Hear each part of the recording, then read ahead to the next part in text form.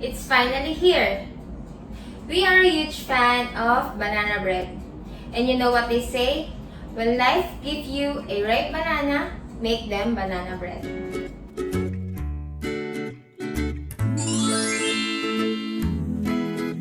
Hey, what's up guys? I'm Grenignacio and welcome back to my channel, where I make a quick and easy recipe that you can share with your friends and your family.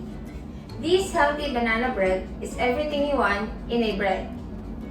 It's moist and dense and full of flavor and super delicious. I can't wait to take a bite on this healthy banana bread. So let's get started.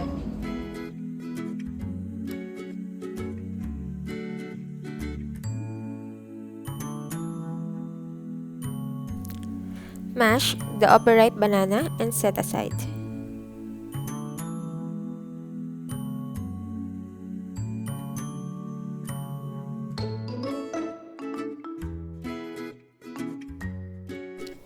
In a large mixing bowl, sift and combine the whole wheat flour, salt, baking soda, and cinnamon powder.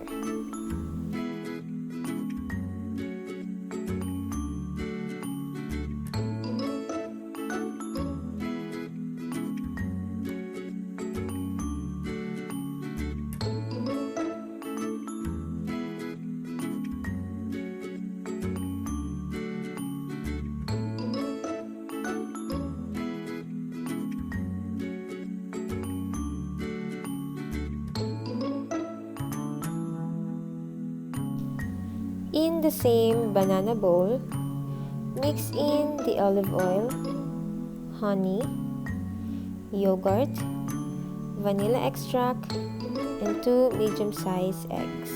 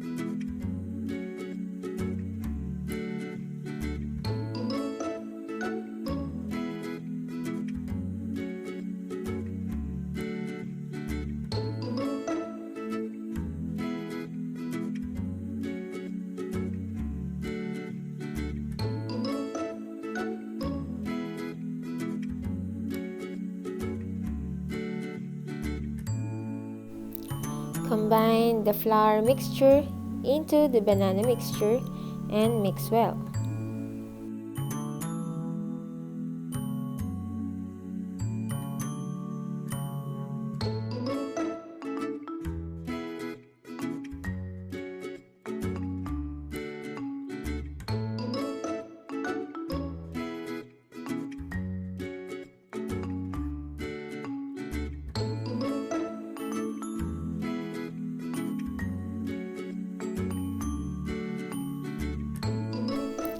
Stir in the nuts. You can put any chocolate chips or the nuts of your choice. Right now, I'm using cashew nuts.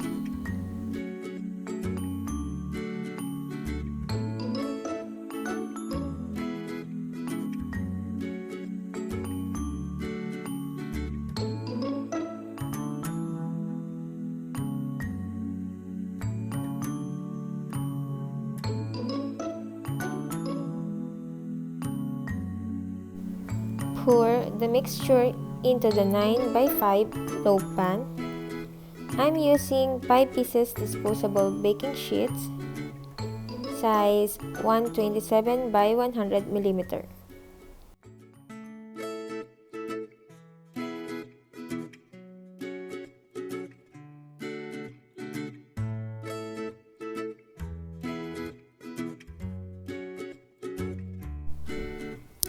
You can add toppings such as nuts or chocolate chips.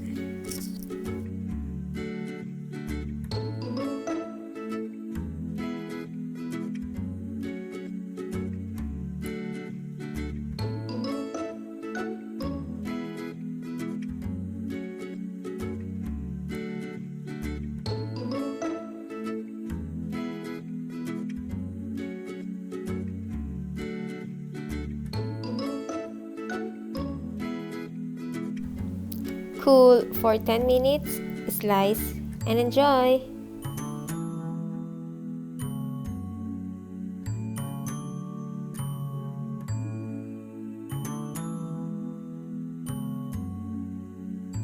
If you love this recipe, hit the like button and subscribe. And see you on my next video. Bye!